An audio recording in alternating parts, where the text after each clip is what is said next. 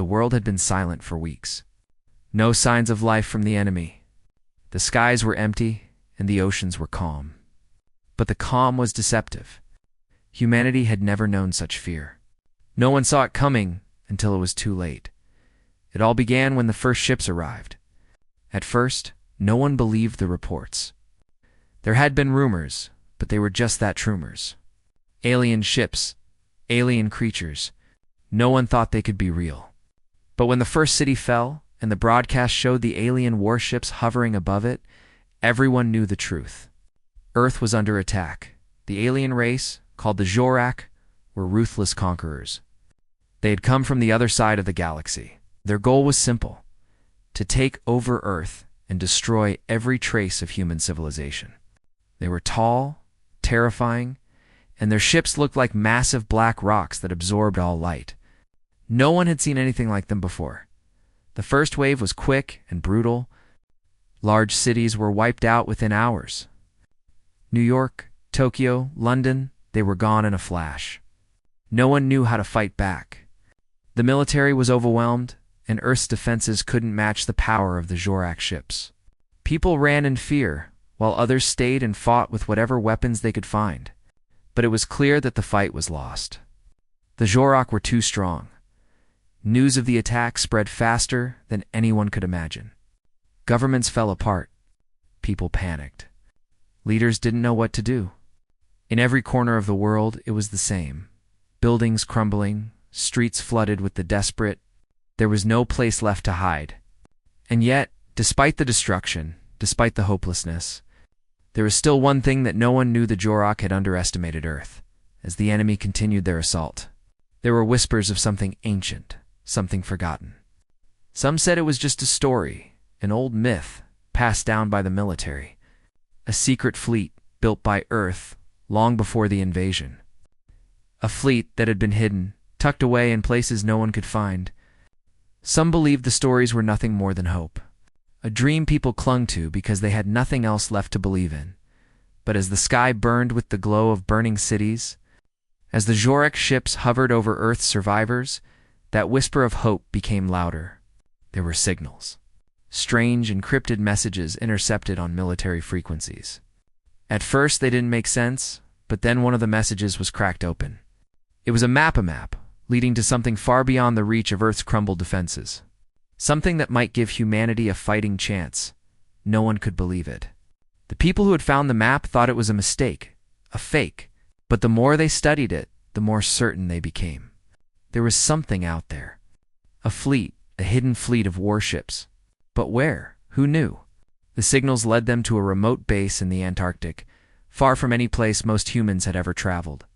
There, buried beneath layers of ice and snow, lay a military facility. It was old, abandoned, and forgotten. But inside that facility, they found the answer. A massive fleet, hidden for decades, long before the Jorak ever thought to invade. It was Earth's secret weapon-off fleet of ships that had been built during the early days of the space program, before humanity knew the Jorak even existed. The ships were old, but their designs were advanced, far beyond anything the Jorak could have imagined. They were not the giant, bulky warships the enemy used, but sleek, nimble vessels, each designed for speed and agility. They were built with the finest human technology that had been kept hidden for years. And they were ready. Captain John Carter stood in front of the fleet, his eyes scanning the ships. He had never seen anything like them. He had heard the stories, of course, but this was real. The fleet was real, and it was humanity's last hope. Carter was a seasoned officer, one of the few who had survived the early attacks. He had seen the worst of the war, and now he had to lead the charge. He knew the stakes. Earth was on the brink of total destruction, but with this fleet, he believed they could turn the tide. He wasn't alone. His crew, a team of specialists and soldiers, had trained for this moment their entire lives. They were ready to fight, ready to do whatever it took to save their planet. Meanwhile, back in the cities that still stood, General Mary Adams was doing everything she could to organize Earth's remaining defenses. She had no illusions about the scale of the enemy's strength, but she was determined. If she couldn't stop the Jorak with her forces, she would at least buy the fleet enough time to strike back. She had seen how quickly the Zhoark destroyed the world's capitals, and she knew the enemy would not stop until Earth was no more. The two leaders, Carter and Adams, had never met before, but their goals were the same. They were part of a new plan, a plan that, if it worked, might just save humanity. The fleet was Earth's last chance. But even with the fleet, even with all their might, the Zhoark would not fall easily. The war was just beginning. The real battle was still ahead, as the fleet powered up for the first time. The engines humming with life, Carter looked out over the icy landscape. The Zhoark had thought Earth was weak, that humanity was nothing but a passing moment in the history of the universe. But they had made one fatal mistake. They hadn't counted on the strength of the human spirit. They hadn't counted on Earth's mightiest armada appearing, and now the war would be taken to the stars as the world lay in ruins. The silence that followed the first wave of destruction was deafening. The alien ships had destroyed much of Earth's major cities, leaving behind nothing but smoke and ashes. Humanity's military forces had been scattered, and the remaining survivors were fighting to stay alive. The Zhoark were relentless. Every day seemed like a countdown to Earth's final hour. But in the midst of the chaos, there was a glimmer of hope. Deep in the frozen wilderness of Antarctica, a secret fleet lay dormant, waiting to rise up against the invaders. The map that had led Captain John Carter and his team to the hidden facility was more than just a lifeline. It was the last chance for humanity to survive. They were ready to fight back. Carter's mind raced as he stood on the bridge of the lead ship, the Ranger. The fleet, though old and weathered, was alive with energy. The engines hummed and the control systems came online one by one. Carter could feel the weight of the responsibility on his shoulders. This wasn't just a battle for survival. It was a battle for the future of Earth. If they lost this war, humanity would be wiped from the face of the universe. The crew was tense, but focused. They had spent the last few days learning the ins and outs of the ships, adjusting to their old technology and making sure everything was in working order. It was a race against time. They couldn't afford any mistakes. As the fleet prepared for launch, General Mary Adams rallied the remaining human forces. She was coordinating the defense from a command center located in the mountains, far from the enemy's reach. She knew the fight was far from over. The Zhoark were relentless, and they had no intention of stopping until Earth was conquered. But Adams wasn't giving up. Not yet. Prepare the fleet. Carter's voice crackled over the intercom. We leave in 5 minutes. There was a brief moment of silence before the response came through, calm but steady. Understood, Captain. We're ready. The ships lifted off from the icy base, their powerful engines roaring to life. The sky above was dark, clouded with the smoke of Earth's burning cities. The fleet moved steadily into orbit, rising above the planet that had been their home. The sight was overwhelming. Earth was a beautiful planet, but right now, it was a battlefield. And Carter knew they couldn't waste any time. The fleet was small, only a handful of ships, each of them a testament to humanity's engineering prowess. The ships weren't the enormous, unstoppable war machines the Zhoark commanded, but they were fast and nimble. The Zhoark had relied on their overwhelming firepower and massive ships. But Earth's fleet had one advantage the enemy didn't: speed. They could move quickly, strike hard, disappear before the enemy could respond. Adams had sent word to the other military leaders, coordinating the last stand on Earth's surface. The remaining forces had formed a loose resistance, and they were ready to fight for every inch of their home. But they needed time. Time to regroup. Time for the fleet to do its work in the stars. Carter's fleet moved into position, ready to engage the Zhoark forces. Their first mission was simple: find and destroy the Zhoark flagship. If they could take out the heart of the enemy's operation, it might cause the entire armada to fall apart. But it wasn't going to be easy. The Zhoark flagship was heavily guarded, and the fleet was already in enemy territory. The tension was palpable as the fleet neared the Zhoark's command center. Carter watched the view screen as the alien ships came into view.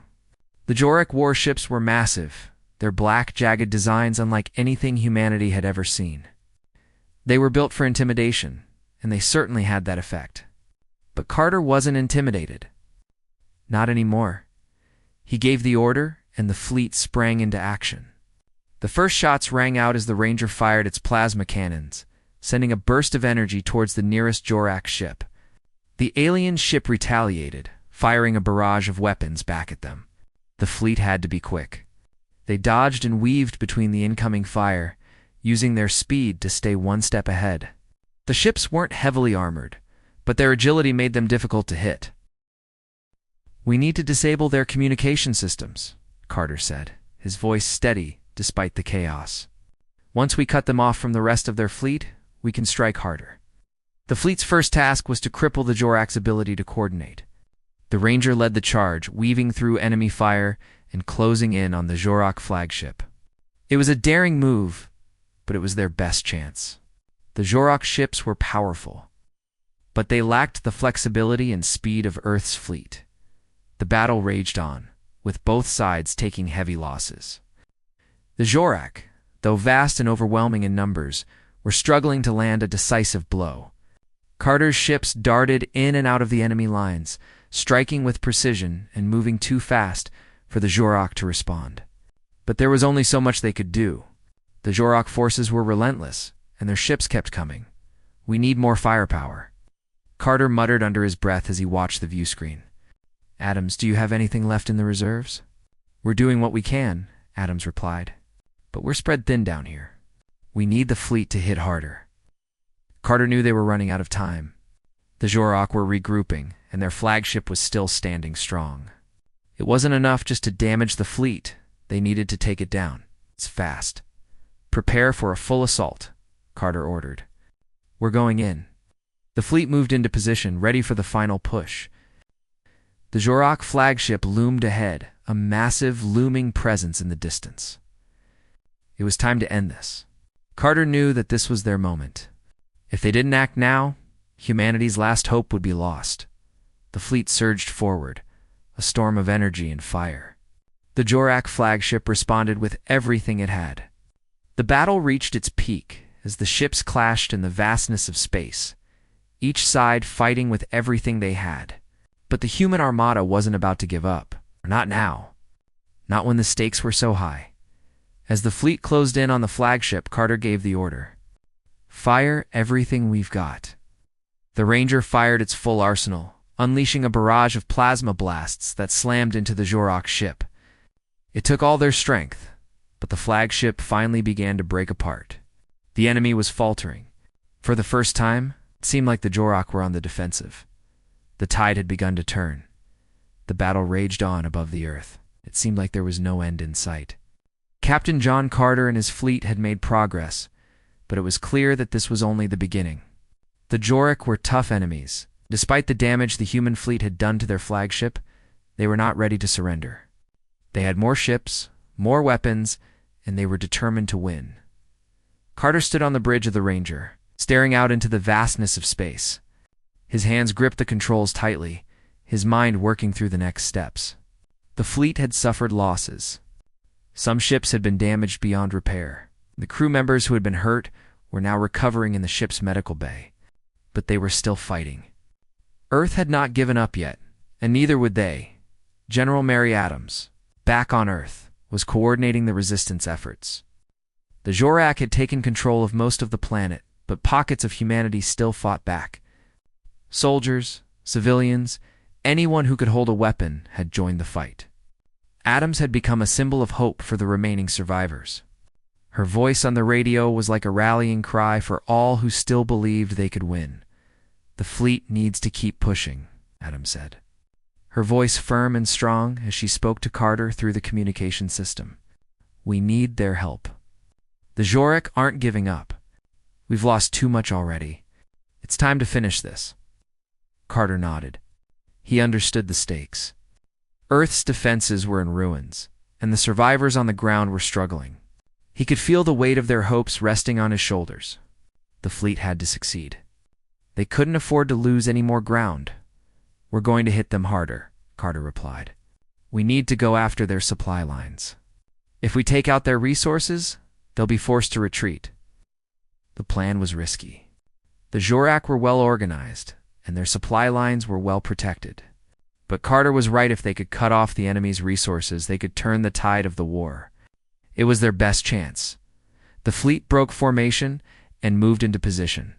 The plan was to strike at the heart of the Jorak supply chain, targeting their fuel and weapon storage depots. If they succeeded, it would cripple the alien forces and give the survivors on Earth a fighting chance. The ships in Carter's fleet were moving quickly, darting between enemy fire and weaving through the chaos of the battle. The Jorak ships were massive and powerful, but their size made them slow and easy to outmaneuver. Earth's fleet, though small, was quick and agile. They could get in, do the damage, and escape before the Jorak had a chance to react. Carter watched the view screen as his ship approached the first Jorak supply depot. The planet below was burning, its surface scarred by the alien warships. The sky was filled with the bright flashes of explosions as the battle raged both in space and on the ground. The Jorak had pushed Earth's forces to the brink, but the fight was far from over. Target locked, one of Carter's officers called out. Carter gave the order. Fire. The Ranger fired its plasma cannons, and a bolt of energy shot out towards the Jorak supply depot. The explosion was massive, lighting up the darkness of space. The shockwave sent ripples through the surrounding ships, and the Jorak forces scrambled to respond. But Carter's fleet was already moving. They didn't wait for the enemy to retaliate. They were already on the move, heading for the next target. The Jorak ships were slow to react, and by the time they tried to regroup, the fleet had already struck again. The next target was a Jorak communications relay station. If they could take that out, it would disrupt the enemy's ability to coordinate their forces. The fleet moved in for the attack, dodging incoming fire and striking with precision. The Jorak ships were beginning to grow more desperate. Their commanders were realizing that Earth's fleet was not the easy target they had thought it would be. Meanwhile, on the surface of Earth, General Adams was overseeing the defense efforts. The Jorak had taken most of the planet, but there were still small groups of soldiers and civilians holding out in the mountains, the forests, and the underground bunkers. Adams was in constant communication with them, giving orders and offering encouragement. "We can't let them win," she said, her voice filled with determination.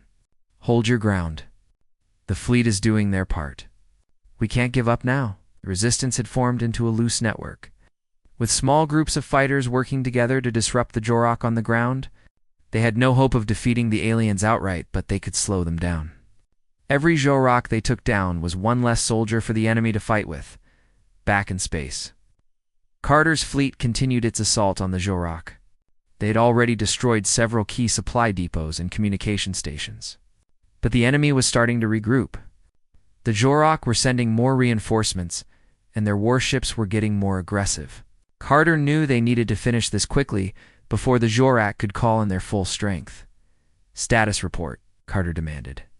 Shields holding, his officer replied. "Weapons systems are fully charged, but we're taking more hits. We need to wrap this up soon." Carter's mind raced as he considered their options. They had done significant damage, but it wasn't enough.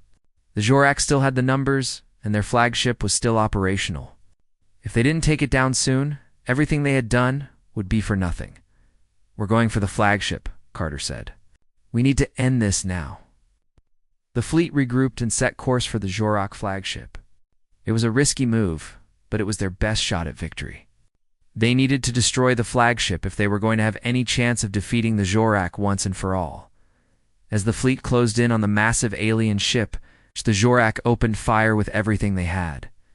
The battle was intense, with explosions lighting up the darkness of space. The human ships dodged and weaved between the incoming fire, returning fire with everything they had. The Ranger led the charge, its cannons blasting away at the Jorak flagship's defenses. Carter knew they were close. He could see the flagship's weak points. The Jorak were starting to panic, and that was when Earth's fleet struck hardest. The enemy was beginning to break apart, their ships retreating in disarray. It wasn't over yet, but the tide was turning, as the Jorak flagship began to fall apart. Carter allowed himself a small, hopeful smile. They had done it. Earth wasn't done yet. The fight wasn't over, but they had made a stand. They had shown the universe that humanity wasn't going down without a fight. The tide of the battle was changing. Captain John Carter could feel it. The Jorak flagship, once a symbol of their unstoppable might, was now in ruins. The massive alien ship was losing power, its shields failing, and its weapons systems sputtering out of control. The Jorak were retreating, but they weren't giving up. They had more ships, more reinforcements. The war wasn't over, not yet. Carter stood on the bridge of the Ranger, his eyes scanning the view screen. His mind was racing. They had done significant damage, but the Jorak were a powerful force. They still had the numbers, and their forces were regrouping. Earth's fleet had struck a major blow, but they couldn't afford to celebrate. Not yet. "We've taken down their flagship," Carter said, his voice calm but filled with urgency. "But they still have the upper hand. We can't let up." His crew nodded. They were tired, their ships damaged, their resources stretched thin. But they were still in the fight. They had a job to do, and they weren't backing down. Not now, not when Earth's survival was at stake. "Adams, how are the ground forces?" Carter asked, turning to the communications officer. Adams' voice crackled over the line, strong and determined. "We're holding, but barely. The Jorak are pushing us back. We need more time. Your fleet is our only hope." Carter felt a pang of worry in his chest. Earth's resistance was fighting hard, but they were losing ground. The Jorak had already taken control of most of the planet, and they weren't letting up. The fleet was their last line of defense. It was up to them to finish the job and force the Jorak to retreat for good. "We'll do everything we can," Carter said. "Keep holding on down there. We'll make sure they don't get any closer." The Ranger and the rest of the fleet were moving once again. They had to stay on the offensive. They couldn't afford to give the Jorak time to regroup. The next target was the Jorak's remaining supply depots. If they could cut off the enemy's resources completely, it might force them to pull back and rethink their strategy. The fleet moved quickly, darting between enemy ships, using their speed to stay ahead of the Jorak's heavy fire. The Jorak were beginning to respond more aggressively, sending wave after wave of reinforcements. Their ships were massive and powerful, but they lacked the agility of Earth's fleet. The human ships, though fewer in number, had the advantage of speed and maneuverability. "Target the supply depot," Carter ordered, his voice steady. "We hit them hard. We can't let them restock." The fleet surged forward, firing their weapons in quick succession. The Jorak ships retaliated, but Earth's fleet was already on the move, striking fast and disappearing into the chaos. The supply depot was heavily guarded, but Carter's fleet was well prepared. They knew how to hit hard and fast. Making sure the Jorak didn't have a chance to recover, the first shot hit the Jorak supply depot with devastating force. The explosion lit up the darkness of space, sending shockwaves through the surrounding ships. The Jorak were scrambling to respond, but it was too late. The fleet had already struck again, targeting another depot. "We've got their fuel," one of the officers reported. "They're going to be running low on supplies soon." Carter nodded. This was it. This was what they needed. The Jorak couldn't fight without their resources. They had been relying on their strength in numbers, but now they were starting to feel the strain. Earth's fleet was hitting them where it hurt. It was working.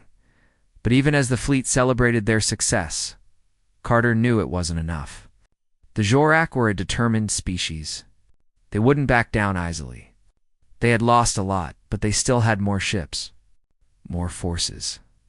They had only just begun to fight. "We've got to keep pushing," Carter said, his voice unwavering. "We can't stop now." The fleet pressed on, moving deeper into enemy territory. The Jorak were starting to regroup, sending more reinforcements to stop Earth's fleet. The battle was becoming fiercer with each passing minute. The human ships darted between the massive Jorak vessels, using their speed to strike hard and fast. But the Jorak were learning. They were adapting to Earth's tactics. They were starting to fight back with more force. "We've taken heavy damage," one of the officers reported. "Shields are down to 30%. We can't keep this up much longer." Carter gritted his teeth. He knew the fleet was running low on resources.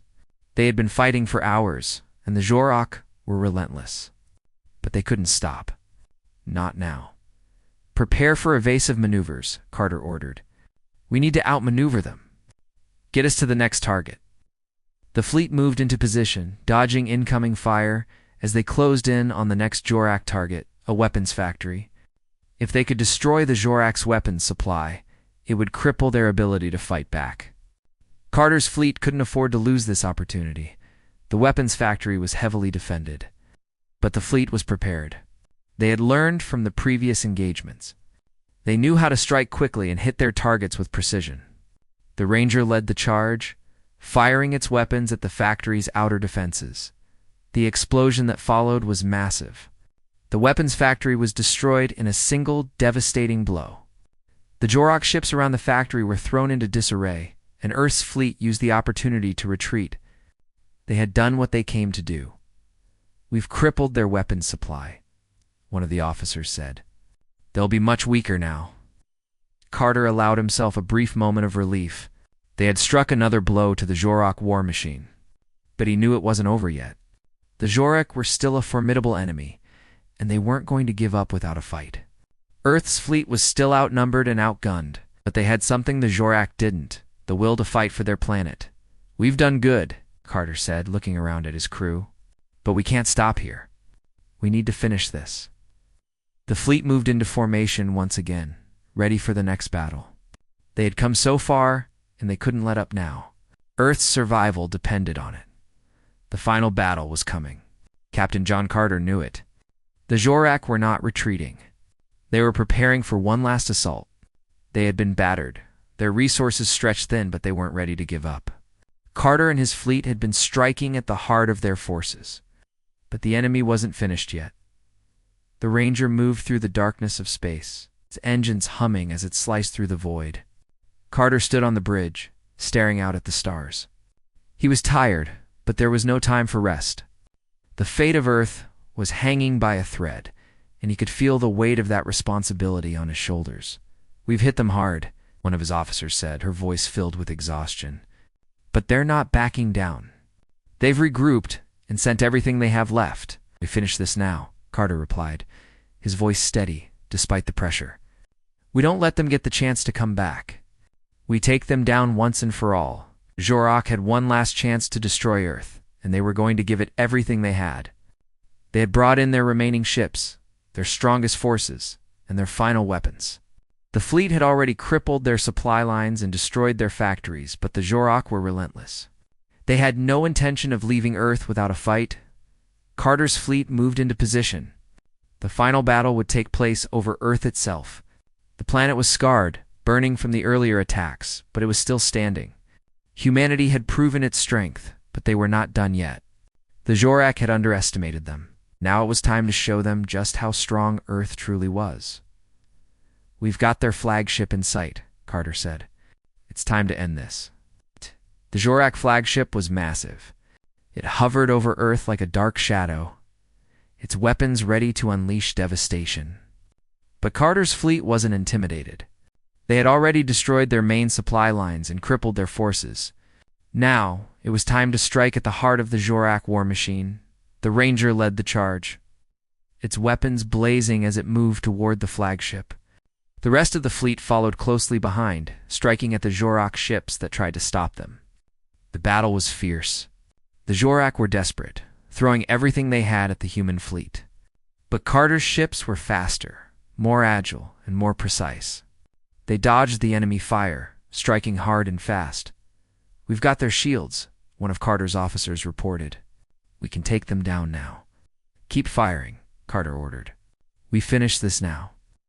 The Ranger unleashed a final barrage of plasma blasts, hitting the Jorak flagship with devastating force. The flagship shook, its massive frame groaning under the pressure. For a moment, the Jorak ships seemed to falter, and the human fleet pressed on. But the Jorak weren't finished yet. They retaliated with everything they had, launching a final assault on Earth's fleet. The battle reached a fever pitch, with explosions lighting up the sky. The Ranger shook as it took a hit, and Carter braced himself for the worst. His ship was damaged, but it wasn't going down. Not today. The Jorak flagship was still standing, but it was weakening. Carter knew they couldn't let up. They had to push forward and finish this fight. The fate of Earth depended on it. "We're going for the core," Carter said. "That's the only way to take them down for good." The fleet moved in close to the flagship, dodging enemy fire as they approached the heart of the Jorok ship. The core was the most heavily protected part of the flagship, but if they could destroy it, they would cripple the entire Jorok fleet. Carter's hands gripped the controls tightly as he gave the order. "Fire everything we've got," he said. The Ranger unleashed its full arsenal, sending a barrage of plasma blasts into the Jorok flagship's core. The explosion was massive. For a moment, everything went silent as the shockwave rippled through space. The Jorok flagship erupted in a blinding flash of light, and the enemy forces around it began to fall apart. "We did it," one of the officers said, her voice filled with disbelief. "The flagship is gone. They're retreating," Carter exhaled, a wave of relief washing over him. The battle was over. The Jorok were retreating, their forces scattered and broken. Earth's fleet had done it. They had defeated the enemy. Against all odds, humanity had won. But even as the victory sank in, Carter knew that this was just the beginning. The Jorok might have been defeated, but there were still dangers out there. The universe was vast, and Earth was just one small planet in it. But for now, they had one. For now, Earth was safe. Back on Earth, General Mary Adams was still coordinating the defense. The Jorok had been pushed back, but the war was not over. The resistance on the ground had held strong, but they were still recovering from the attack. The world was scarred, but it was not broken. The people of Earth had fought back, and they had won. "We've done it," Adams said, speaking to the survivors over the radio. "We've taken our planet back. The Jorok are gone. We've won." The survivors cheered, their voices a mix of relief and exhaustion. It had been a long fight, but they had done it. Earth had survived. Carter looked out at the stars as the fleet began its return to Earth. He thought about the people who had fought for their planet. The soldiers and civilians who had given everything to protect their home. They were the true heroes of this war. And though Earth had won, they knew the universe was full of unknowns. But today, humanity had proven something important. They had proven that they would never give up. No matter how powerful the enemy, no matter how dark the times, they would always fight to protect their home. As Earth's fleet made its way back to the planet, Carter felt a sense of pride. The battle was over. The Jorok had underestimated humanity, and now they knew better. Earth was not a planet to be taken lightly. Humanity had made its stand, and they had one. "We're not afraid to defend ourselves," Ben said firmly, "and we will continue to do so if necessary." Oric nodded slowly, as if weighing Ben's words. "Very well, Captain Harris. We will take your words into consideration. But know this. The galaxy is not an easy place to navigate. Your actions here will determine your future." Ow. The room grew quiet again. Ben and Eva exchanged a glance, knowing that the hard part was just beginning. The Council may have acknowledged them, but that didn't mean they were ready to accept Earth. There would be more challenges ahead, and Earth would have to prove itself over and over again. As the Council meeting continued, Ben's mind raced. He had hoped for a peaceful resolution, but it was clear that the galaxy was not ready to embrace humanity. They were afraid. Afraid of what Earth might become? Eva leaned over and whispered to him, "Do you think they'll try to attack us again?" Ben didn't hesitate. "I don't know. But if they do, we'll be ready." As the meeting came to an end, the council members filed out, their minds no doubt filled with questions and concerns about Earth's future. Ben and Eva remained behind, watching the council leaders depart. Outside the station, the Ardent Fury waited, Earth's symbol of strength, its message to the galaxy. The Ardent Fury had shown the galaxy that humanity was not to be underestimated. But what would happen next? Would the council welcome them? Or would the galaxy's powerful factions rise up against them? Ben couldn't say for sure. But one thing was certain. Earth's journey had only just begun. The peaceful atmosphere in the Galactic Council Hall didn't last long. Just days after Earth's arrival, the first sign of trouble came. The Syrixians, still reeling from their defeat at the hands of the Ardent Fury, had decided to retaliate. A message was received from Earth's distant colony on the planet Vestinine. A Cyrixian fleet had attacked, killing hundreds of civilians and destroying vital infrastructure. It was clear that the Cyrixians were sending a message. Earth was not welcome in their corner of the galaxy, Captain. Ben Harris received the news on the bridge of the Ardent Fury. He stood motionless for a moment, staring at the data on his screen. The attack was brutal, unprovoked, and merciless. The colony had been caught off guard, and now Earth's people were paying the price. Ben clenched his fists, his jaw tight with anger. "This is unacceptable," Ben muttered under his breath. Lieutenant Eva Carter, standing beside him, knew what the captain was thinking. She didn't need to ask for orders. She already knew what Ben was about to do. The time for diplomacy had passed. The Ardent Fury had been built for moments like this. "Get me the president," Ben ordered. Eva nodded and quickly contacted President Amelia Brooks, who had been overseeing Earth's government from the planet below. The call was brief but to the point. "Amelia, the Cyrixians attacked Vestinine," Ben said. "We need to respond." Amelia's voice was steady, though there was a hint of anger beneath the calm exterior. "I understand. You have full authority to retaliate. Protect our people, Captain." Ben's eyes hardened. "Understood, ma'am." He cut the transmission and turned to Eva. "Prepare the fleet. We're going to Cyrixian space." Eva didn't need further explanation. The Ardent Fury was already on high alert, its crew ready for action. As they set course for Cyrixian space, Ben couldn't help but feel a sense of dread. This was not what he had hoped for.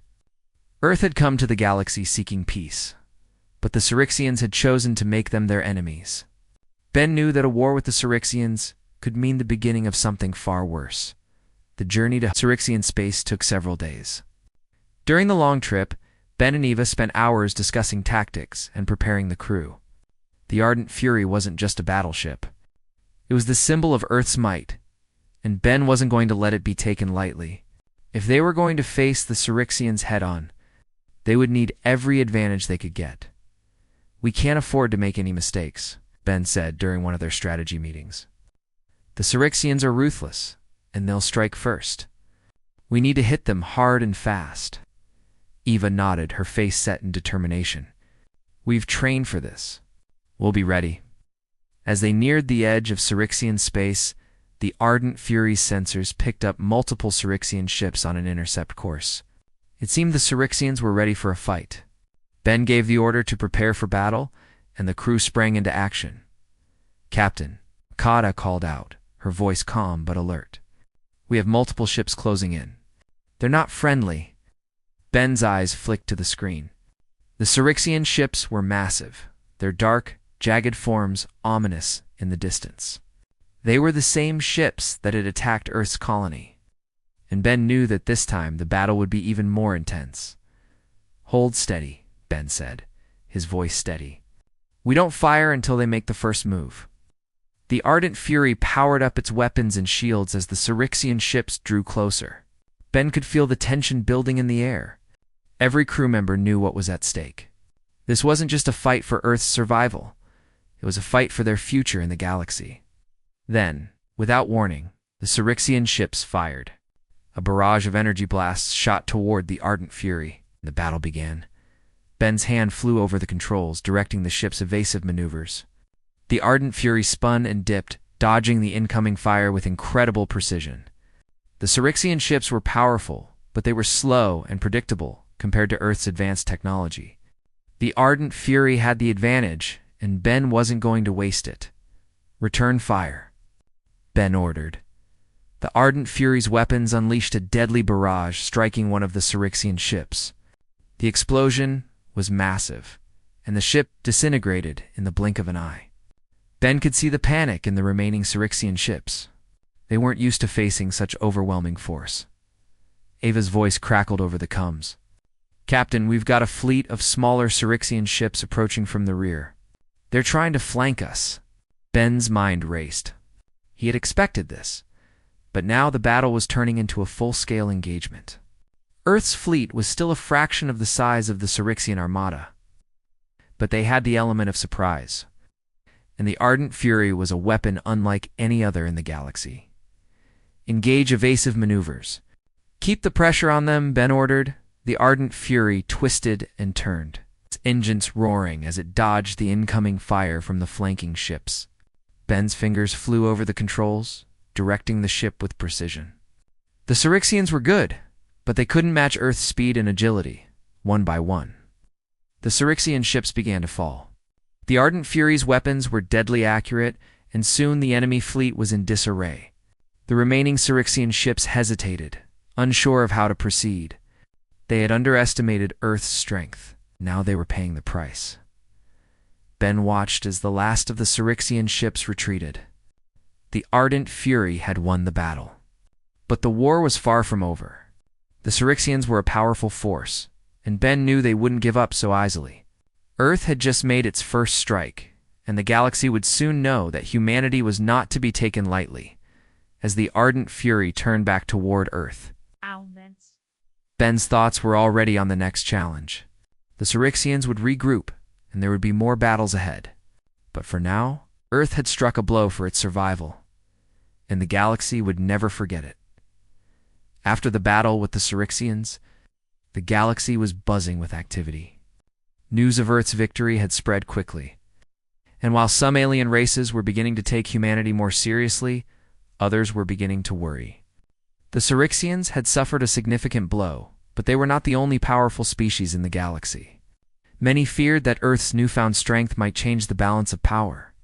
Some factions began to see Earth as a threat, and soon the question of whether humanity could be trusted was on the minds of many captains. Ben Harris stood on the bridge of the Ardent Fury, staring out into the endless expanse of space. The Syrixians had retreated for now, but Ben knew it wouldn't be long before they regrouped and tried again. His mind was focused on the future. Earth had made its mark, but the real challenge was yet to come. The galaxy had noticed them, and now they would have to navigate the complex web of alliances, rivalries, and threats that ruled the stars. Lieutenant Eva Carter approached, holding a datapad in her hand. "Captain, we've received word from the Galactic Council. They're calling for a special meeting." Ben raised an eyebrow. "About what?" Eva hesitated for a moment. "They want to discuss Earth's future in the galaxy. Some races are questioning our intentions." Ben's face hardened. "Of course they are. They've never seen a species like ours before." Eva didn't respond, but she could tell that Ben was frustrated. It had been clear from the start that Earth's sudden arrival would cause ripples in the galaxy. Some were eager to welcome them, but others were unsure. The Council had been made to keep peace, but now they were divided. Some races were pushing for Earth to be removed from the galactic community, while others saw humanity as a potential ally. The Council itself was on the verge of splitting, and there was no telling how things would turn out. "I'll prepare the crew for the meeting," Eva said quietly. Knowing that Ben was already lost in thought, "We need to be ready for anything." Ben didn't reply, but he gave a slight nod. He had spent his entire life preparing for moments like this. The Council meeting would be crucial. If Earth could navigate the political landscape of the galaxy, they might have a chance at securing a place among the stars. But if they failed, it could lead to even greater conflict. The galaxy was not a forgiving place, and Ben knew that Earth's future depended on how they played their cards now. The Ardent Fury made its way toward the Council station. The journey was uneventful, but the tension on board was palpable. The crew had been through a lot, and now they faced the uncertain future of their planet. Captain Harris stood in the command center, looking out at the stars. This was the moment when Earth's fate would be decided. As the ship docked at the Council station, Ben and Eva were greeted by representatives from the different races of the galaxy. Some of the faces were familiar, but others were completely new. The Council chamber was large, with a long table in the center where the leaders sat. Ben and Eva took their seats, and the Council meeting began. At the head of the table sat Chancellor Orak, who had led the Council for centuries. His silver skin gleamed in the light of the chamber. He looked down at Ben and Eva with a serious expression. "Captain Harris, Lieutenant Carter," Orak began, "you have made a significant impact on the galaxy. Your actions have shown that Earth is not a species to be ignored. But the question remains, what does Earth want from the galaxy? Ben stood up, his eyes steady. We want peace, he said simply. We don't want to be enemies with anyone. But we will defend ourselves if necessary. The room was quiet as the council members exchanged glances. Ben could see that some were still skeptical. There were whispers in the air, and some of the leaders looked concerned. And what about the Syrixians? One of the council members, a tall alien with bright red skin, asked. You have already fought them. What is to stop you from fighting others? Ben met the alien's gaze, his voice calm but firm. We are not looking for war. The Syrixians attacked Earth's colony first. We simply responded in kind. We will defend ourselves if necessary, but we have no desire to fight anyone else.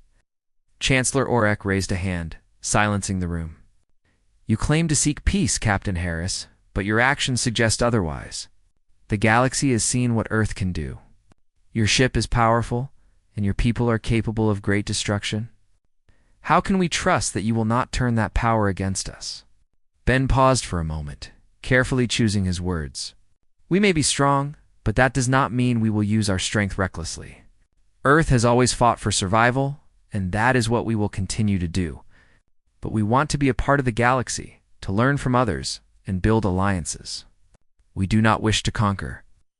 The room was silent again as the council members took in Ben's words. Eva sat quietly beside him, watching the expressions of the other leaders.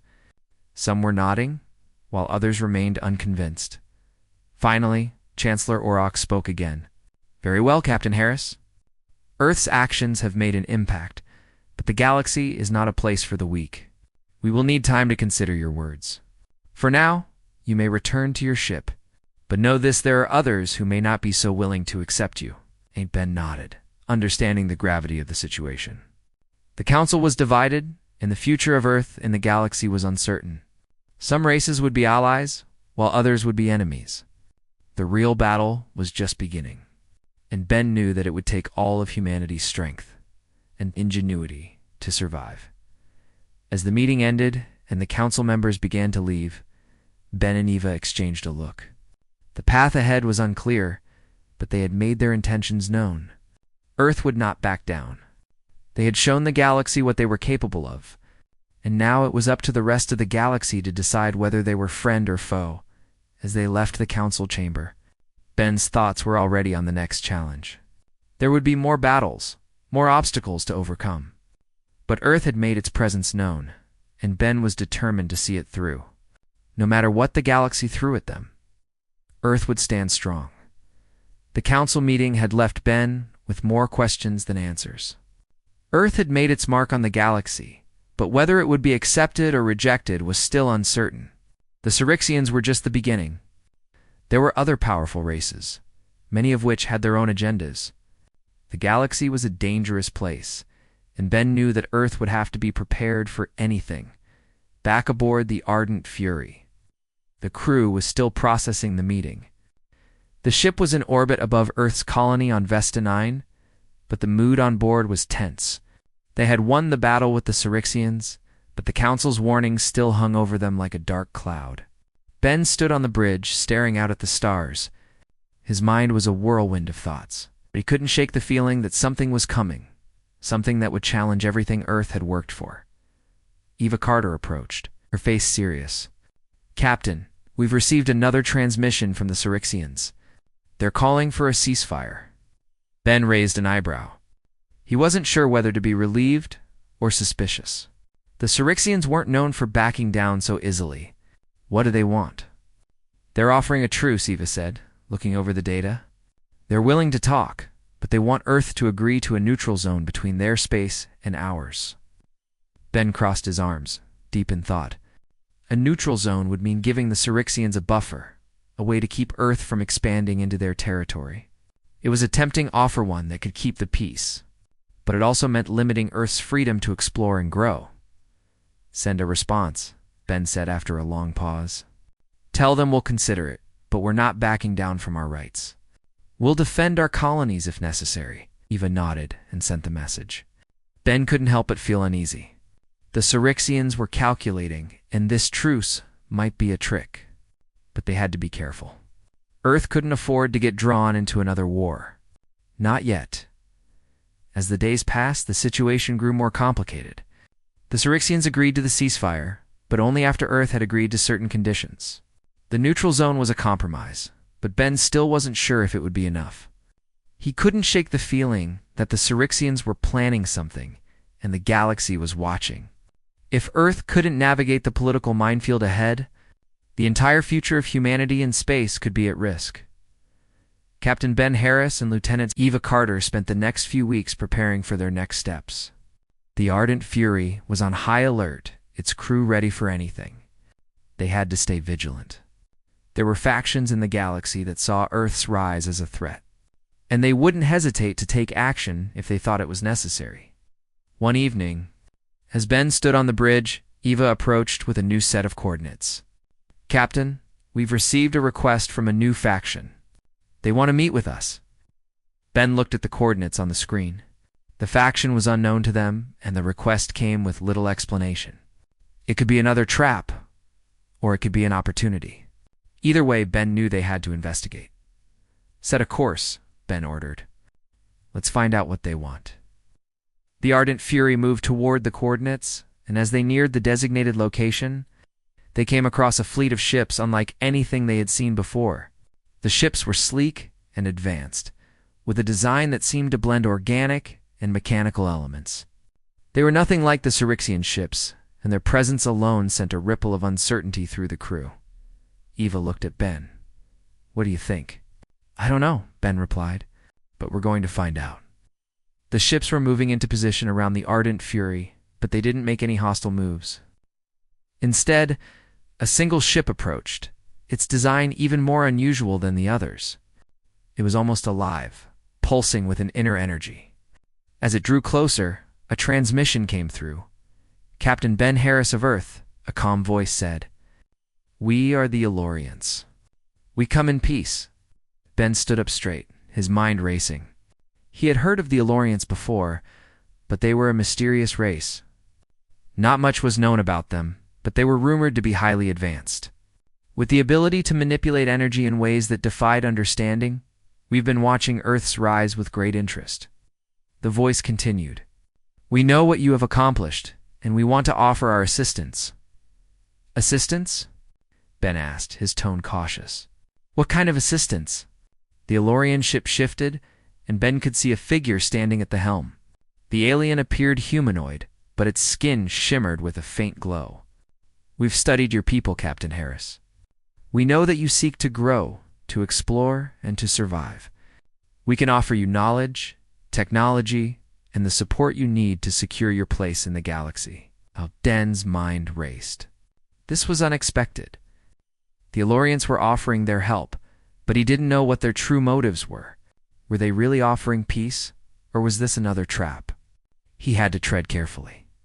"We appreciate your offer," Ben said slowly. "But why would you help us? What's in it for you?" The Elorian smiled faintly, its glowing eyes never leaving Ben's. "We are not like the Cyrixians, Captain. We do not seek to conquer. We have watched many species rise and fall. We believe that Earth has the potential to become a great force for good in the galaxy. We want to help you achieve that potential."